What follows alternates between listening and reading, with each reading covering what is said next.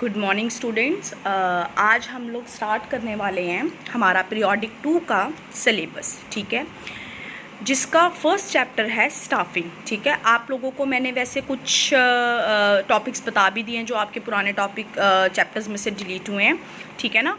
साथ साथ हम आगे जो चैप्टर हमने करने हैं उसके हम डिस्कस करते जाएंगे कि क्या क्या डिलीट हुआ है। इसमें बेसिकली जो डिलीट हुआ है वो आपका डिलीट हुआ है staffing and human resource management वाला टॉपिक, ठीक है ना, staffing and human resource management. बाकी आपका एज इट इज़ है, ठीक है। चैप्टर 6 आज हम स्टार्ट करने वाले हैं staffing. So it's our next function. हमने जो लास्ट पीरियोडिक 1 में जो फंक्शंस करे थे, पहला फंक्शन हमने करा था प्लानिंग, ठीक है। उसके बाद हमने करा था function organising and this is your third function that is staffing. Because obviously in the planning function we plan everything कि हमने क्या करना है, कैसे करना है, कौन करेगा, कब करेगा, ठीक है। वो सारी चीज़ें हमने प्लानिंग में करी थी, उसके प्रोसीजर करे थे डिफरेंट, है ना। उसके बाद हमने ऑर्गेनाइजिंग में करा कि हम अपनी ऑर्गेनाइजेशन को हमने किस तरह से एक तरह से ऑर्गेनाइज करना है, सारे मटीरियल्स को, सारे रिसोर्सेज को, एंड जिन जिन चीज़ों की हमें रिक्वायरमेंट है उसको किस वर्किंग का कौन कौन सी एक्टिविटीज़ में डिवाइड करना है, कौन से डिपार्टमेंट्स बनाने हैं, कैसे डिवाइड करना है वर्क को, डिवीजन और स्ट्रक्चर बनाना है, फंक्शनल स्ट्रक्चर बनाना है, वो सारी चीज़ें पड़ी थी। ऑब्वियसली अब एक सारा सिस्टम सेट हो गया, एक सारी चीज़ें ऑर्गेनाइज होगी। लेटर ऑन एक्चुअली जो काम करने के लिए हमें लोग चाहिए होते हैं that is staffing, right, means staff. अब स्टाफ को अपॉइंट करना, कैसे अपॉइंट करना है ना, कैसा स्टाफ हमें चाहिए, क्या इसके लिए प्रोसीजर होता है, क्या सारा कुछ होता है और क्या चीज़ें हमें माइंड में रखनी होती हैं, वो हमने पढ़ने हैं इस चैप्टर में, right. First is your meaning of staffing, कि स्टाफिंग होता क्या है। बच्चे staffing consist of man power planning, कि मैन पावर की प्लानिंग करनी कि हमें कौन कौन से जो हैं स्टाफ चाहिए, है ना, कौन कौन सा स्टाफ चाहिए। उसके बाद उनको रिक्रूट करना, रिक्रूटमेंट होता है बेसिकली बच्चे उन तक ये इन्फॉर्मेशन पहुंचाना कि आओ, एंड मतलब उनको मोटिवेट करना, उनको ये बताना कि यहाँ पर एक वैकेंसी है, आओ यहाँ पर अप्लाई करो, तो उनसे एप्लीकेशंस को इन्वाइट करना, that is basically recruitment. Selection again it's a process, ठीक है, कि इसमें आप जो भी अपने टेस्ट कंडक्ट करते हो, जो भी आपको रिक्वायरमेंट होती हैं उसके अकॉर्डिंगली वो सब करके आप फाइनली सेलेक्ट करते हो, ठीक है, कि आपको एक पोस्ट के लिए कौन सा अप्रोप्रिएट पर्सन चाहिए।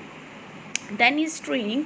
फिर जब आप किसी को जॉब पे अपॉइंट ही कर लेते हो उसके बाद आप उसको प्रॉपर ट्रेनिंग प्रोवाइड करते हो कि ये तुम्हारा काम है, तुमने इस तरीके से करना है, ये तुम्हारे इस तरह से फंक्शनिंग होनी है, everything. Then obviously compensation is the salary, ठीक है, जो उनको उनकी जॉब के accordingly, like different organisation has their different policies that how they provide salaries to their customer. Like some organization there is a wage system, like piece wage rate system, जो आपने पीछे भी पढ़े हैं, है ना, कि वो क्या कंसेप्ट है कि अगर जो जितने पीसेस बना रहा है उसके अकॉर्डिंगली देनी है। कुछ एक पोजीशंस होती हैं जिनके लिए एक फिक्स सैलरीज होती है, that is basically depend upon the situation and the nature of the business. But major thing जो है इसमें that should be kept in the mind by the manager or the organization, that there should be fair decision in the distribution of salaries, right. Later on there is a promotion is also the part of the staffing all, ठीक है ना। इसमें हम ये कि हम भी select कर लिया, बस ठीक है, ख़त्म, जॉब में पर्सन को रख लिया, उसकी training, promotion, everything, and more over maintain करके रखना, मैनेजरियल पर्सनस को मेंटेन करके रखने में अब बहुत एक मेजर रोल होता है, क्योंकि एक पर्सन को आप अपॉइंट कर सकते हो, उसको ट्रेनिंग दे सकते हो, सब कुछ कर सकते हो, कि उसको वहाँ पर उस जॉब पर मेंटेन करके भी रखना कि बहुत ज़्यादा फ्लक्चुएशन ना हो, जॉब वो बार बार छोड़ कर ना जाए। So that is also the work of the staffing and come under the staffing function, right. I hope अब आप लोगों को मीनिंग क्लियर होगा। द नेक्स्ट जो स्टाफिंग है उसकी बहुत अच्छी एक चीज़ बता रखी है, it's a finding a right person for the right job, having the right qualification, doing the right job eight the right time. मतलब एक है कि एक पर्सन है बिल्कुल सही क्वालिफिकेशन का, सही पोस्ट के लिए सही टाइम पर, एंड बिल्कुल मतलब उसी जॉब पर और सही टाइम पर, और उस चीज़ को वहाँ पर परफॉर्म कर रहा है अपने टास्क को। इससे बेस्ट चीज़ कुछ नहीं हो सकती, and that is the basically responsibility of staffing function, and that is the work done in the staffing function. Now obviously there are some benefits also, some importance also इसकी, कि मतलब staffing की फिर क्या इंपॉर्टेंस है. First importance is definitely that is the filling the role. अब ये है जो proper staffing ensure the following to the organisation. There is to organisation को क्या इसका फ़ायदे हैं. फर्स्ट जो फ़ायदा है that is filling the roles by obtaining the competent personnels. Obviously है कि हम अब उस पोजीशन को कैसे फिल कर सकते हैं, एक कम्पीटेंट पर्सन के थ्रू, राइट. क्योंकि कम्पीटेंट पर्सन वो होता है जो उस पोस्ट के लिए बेस्ट सूटेबल है, उस पर्सन से हम उस जॉब को फिल कर सकते हैं. और ये हमें हेल्प करता है स्टाफिंग को, कि स्टाफिंग का जब आपको मैं प्रोसेस समझाऊंगी देन यू विल अंडरस्टैंड कि why I am saying that there is a feeling of role by obtaining the competent person, because it's एक different function. So obviously different function है तो देयर शुड बी सब very much formalities and there is a proper procedure कि वो किस तरह से person को सेलेक्ट करते हैं. सो एक कम्पीटेंट जो बेस्ट पर्सन होता है उसको वो चूज़ करते हैं पोस्ट के लिए. Then placing right person at the right job. Obviously सब कुछ पहले टेस्ट होता है, सिलेक्शन होती है, सब कुछ स्क्रीनिंग होती है, एवरीथिंग. सो उसके लिए हमें क्या होता है, हेल्प होती है कि हम सही पोस्ट पे सही पर्सन को अपॉइंट कर पाते हैं. ठीक है. देन आपका नेक्स्ट आता है ग्रोथ ऑफ एंटरप्राइज. डेफिनेटली खुद सोच के देखो कि अगर हमें सही काम के लिए सही पर्सन मिल रहा है तो नेचुरली इकोनॉमी की ग्रोथ बिजनेस की ग्रोथ के लिए ये एक बहुत पॉजिटिव थिंग होगी. ठीक है ना. प्रॉपर से ग्रोथ होगी हमारे एंटरप्राइज की. Optimum utilisation of human resource. Yes. अब देखो एक पर्सन मेरे पास आया, अब वो पर्सन मैंने सेलेक्ट कर लिया, हमें पता है that person is very efficient in suppose doing some finance work, right. उसकी calculations are so strong and इतना मेंटली और एज वेल एज वो बहुत ज़्यादा ही ट्रस्टवर्दी है. सो अगर मुझे पता है उसमें ये क्वालिटी है and I am appointing him as you know sales manager और मार्केटिंग मैनेजर, तो इट मीन्स अब वो एक तो कह लो कि उसका फोटे नहीं है, मोर ओवर कि अब वो उस वर्क को सिर्फ कर रहा है just for earning purpose, because we appoint him as that post, है ना, ऑन दैट पोस्ट. बट वो फिर उसके जो एक्चुअली एफर्ट हैं, वो जो उसके एक्चुअली में उसकी जो पावर है वो हम उसको यूटिलाइज़ नहीं ना कर रहे, तो it means optimum utilisation of resources नहीं हो पा रहा.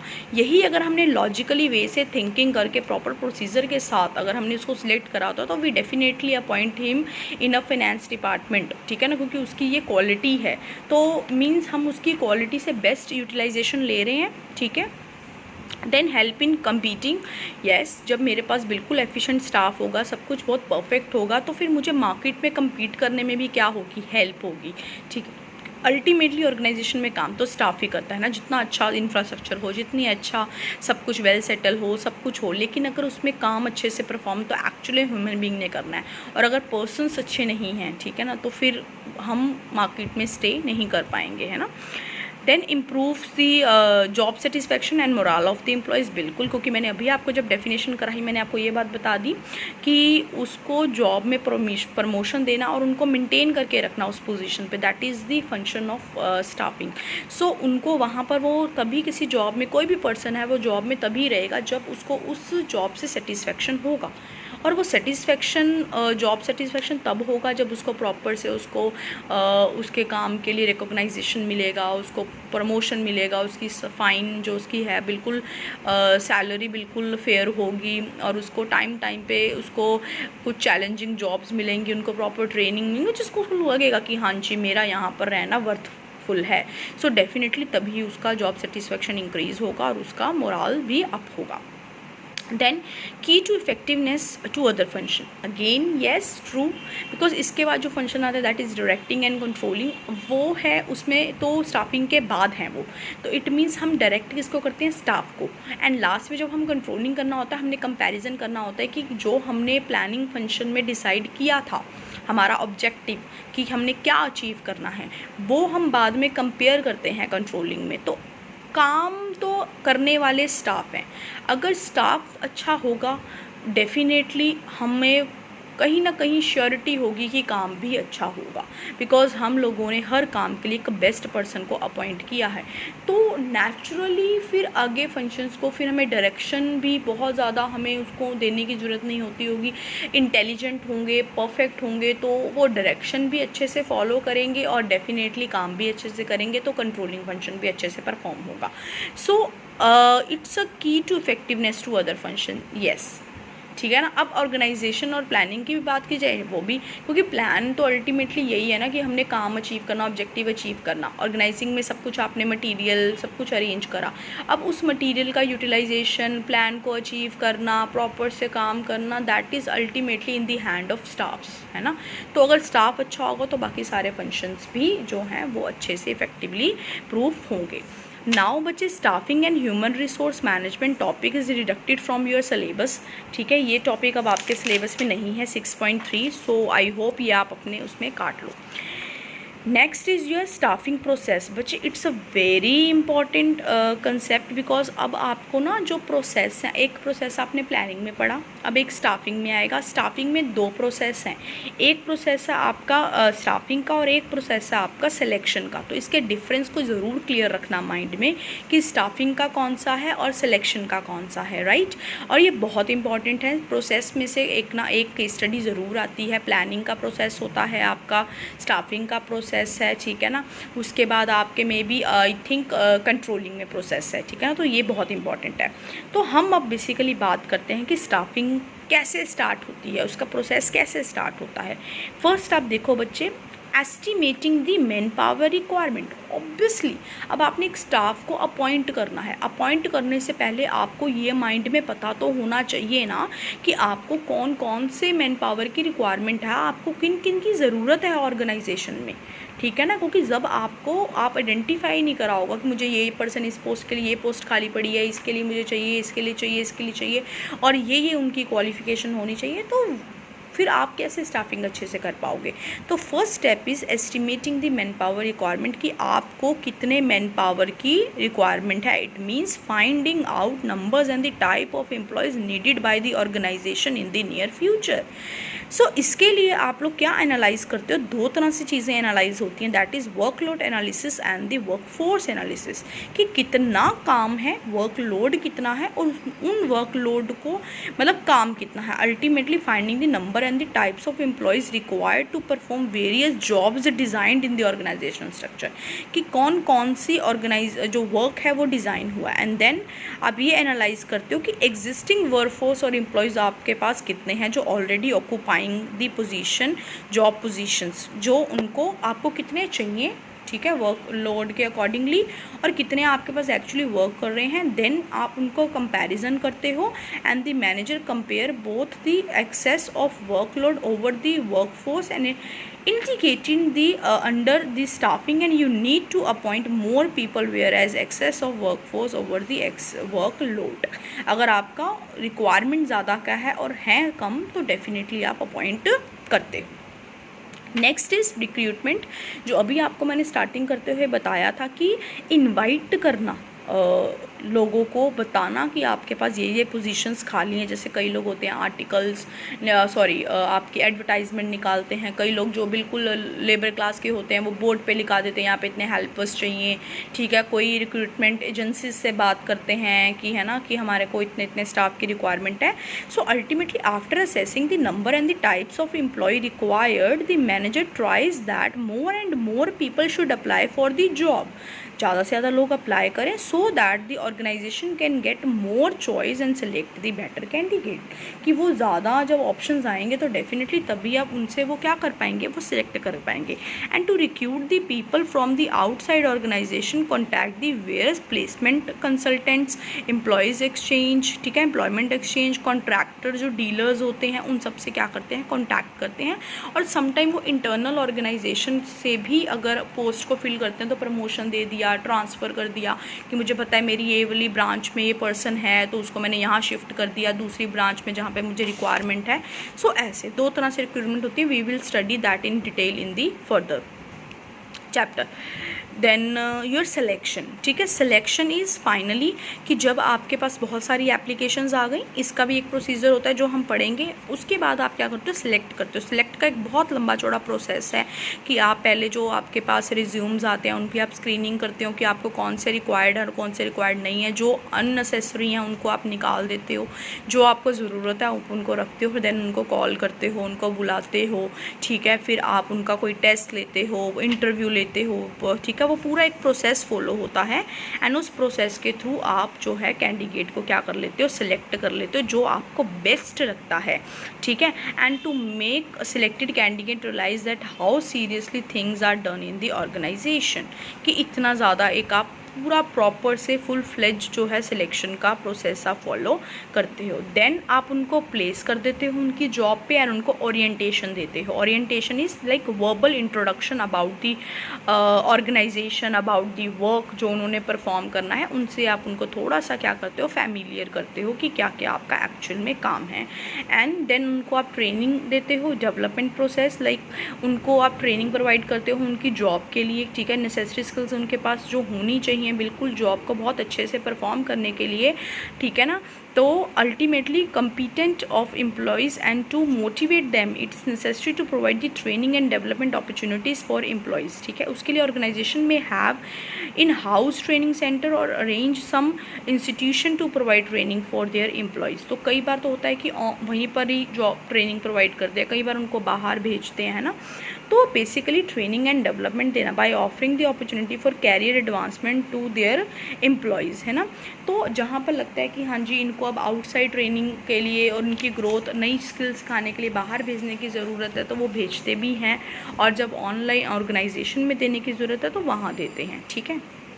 उसके बाद जो नेक्स्ट है ये, that is performance appraisal, promotion and career planning and compensation, ठीक है ना। That is also the part of the your staffing process, that is performance appraisal. Performance appraisal basically refers to the evaluating the performance of employees against the standard, की उनको जज करना starting में कि अब वो काम जो हैं वो एक्चुअली में वो काम कैसा करें, क्योंकि स्टार्टिंग में जब नया नया कोई एम्प्लॉई आता है तो उसको एग्जामिन किया जाता है कि वो कितने अच्छे से काम को परफॉर्म कर रहा है और कितने अच्छे से नहीं। सो वो चीज़ों को एनालाइज करना उसको कहते हैं performance appraisal, and that is also done in the staffing process. उसके बाद प्रमोशन एंड कैरियर प्लानिंग, क्योंकि जब आप किसी को परमानेंट करते हो तो थोड़े टाइम के लिए उनको आप मतलब कह लो कि जस्ट मतलब टेम्प्रेरी बेसिस पे रखते हो, जॉब पे रख लेते हो, बट उनको एज सच आप परमानेंट एम्प्लॉय बनाने से पहले थोड़ा सा उनको एग्जामिन करते हो कि एक्चुअली में उनका काम कैसा है, उनको ऑब्जर्व करना।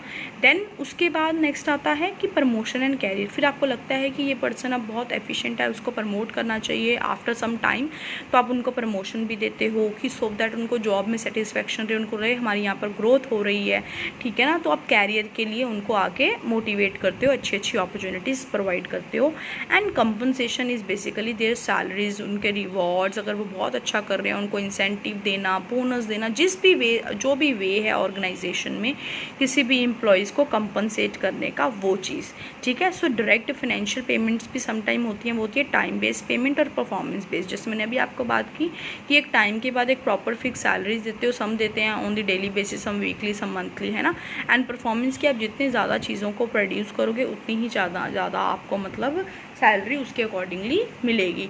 और समटाइम्स सम बोनस और some other kind of incentives, that is accordingly organisation policies and depend upon the time situations and their performance. So this is the basically staffing process. Further we will do in the next video.